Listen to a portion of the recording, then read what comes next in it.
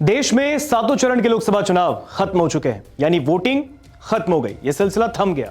4 जून को अब रिजल्ट के आने के बाद एक नया तापमान हाई होगा कि आखिर देश में सरकार किसकी बनेगी, देश की सत्ता की बागडोर, देश की सत्ता की चाबी किसके हाथ में जाएगी। लेकिन चुनाव खत्म होने के बाद, यानी वोटिंग खत्म होने के बाद, सातों फेज के इलेक्शन संपन्न होने के बाद, मतदान खत्म होने के बाद अब एग्जिट पोल सबके सामने आ गए और एग्जिट पोल में पूर्वानुमान लगाया गया है।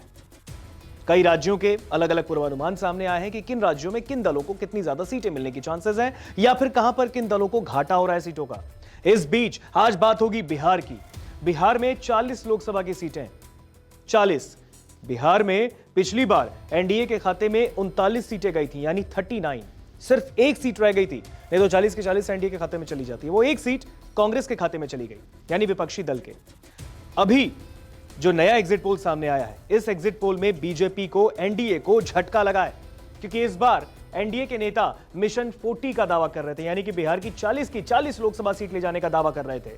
लेकिन टुडेज चाणक्य के एग्जिट पोल में, यानी न्यूज 24 के टुडेज चाणक्य के लोकसभा एनालिसिस में बिहार के अंदर एनडीए को झटका लगा है। पिछली बार 2019 में 39 सीटें हाथ में आई थी, लेकिन इस बार 36 सीट आती दिख रही हैं, यानी 4 सीटों का नुकसान झेलना पड़ सकता है राष्ट्रीय जनतांत्रिक गठबंधन को। और वहीं पर इंडिया को 4 सीटों का फायदा भी हो सकता है, यानी कि इंडिया को 3 सीटें और बढ़ सकती हैं, क्योंकि इंडिया अलायंस की अगर बात करें, पिछली बार लोकसभा चुनाव 2019 में महागठबंधन को सिर्फ 1 सीट मिली थी, कांग्रेस को। इस बार 4 सीटें आ सकती हैं। अदर की बात करें तो 0, खाता भी नहीं खुलेगा। ये टुडेज चाणक्य का एग्जिट पोल है, हालांकि ये सिर्फ एक पूर्वानुमान है, ये आंकड़े नहीं है। 2 और हमारे पास एग्जिट पोल सामने आए हैं। ये था टुडेज चाणक्य का। अब हम बात करेंगे सीएनएक्स के एग्जिट पोल की। सीएनएक्स एग्जिट पोल को अगर नजर डालेंगे तो बिहार के एग्जिट पोल में 40 जो लोकसभा की टोटल सीटें हैं, उसमें बीजेपी के खाते में 17 की 17 सीटें जा रही हैं। यही 17 की 17 सीटें बीजेपी को 2019 में भी मिली थी। 2024 में भी भाजपा को 17 की 17 सीटें मिल गई हैं, ऐसा दावा है सीएनएक्स का पूर्वानुमान में। जेडीयू के पास 11 से 13 सीटें आ सकती हैं, यानी कि जेडीयू को झटका लग सकता है। पिछली बार जेडीयू को इससे ज्यादा सीटें मिली थी, इस बार 11 से 13 में सिमट जाएगी जेडीयू, ऐसा कहना है सीएनएक्स का। आगे बढ़ते हैं एनडीए में एक और दल, लोजपा रामविलास, लोक जनशक्ति पार्टी रामविलास, एलजेपीआर को 3 से 4 सीटें मिल सकती हैं।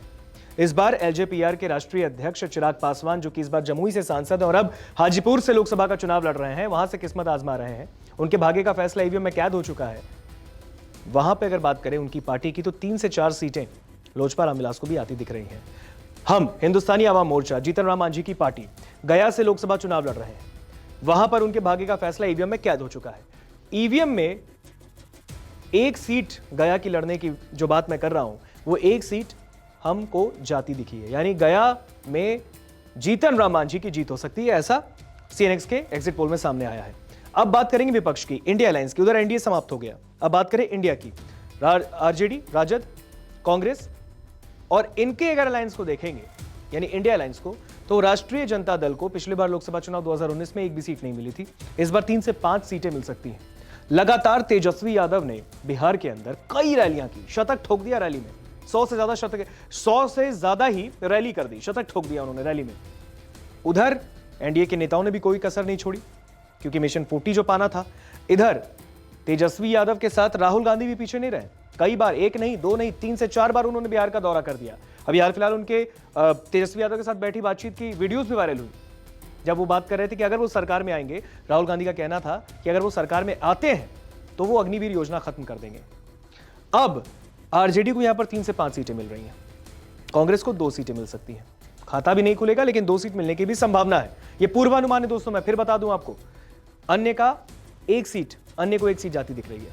यह था सीएनएक्स का एग्जिट पोल। अब आगे बढ़ते हैं, बात होगी पीएमएआरक्यू और मेट्राइज एजेंसी की।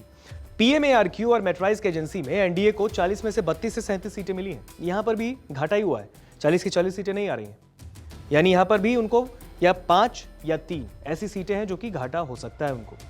इंडिया की बात करें तो 2 से 7 सीटें आ सकती हैं इंडिया के खाते में, अन्य को भी 1 सीट मिल सकती है। तो आपको मैं बता दूं, ये 3 एजेंसीज हमने आपको दिखाएं, पीएमएआरक्यू, मेट्राइज, इसमें भी भाजपा को, यानी एनडीए को, राष्ट्रीय जनतांत्रिक गठबंधन को 40 के 40 सीटें नहीं मिली हैं।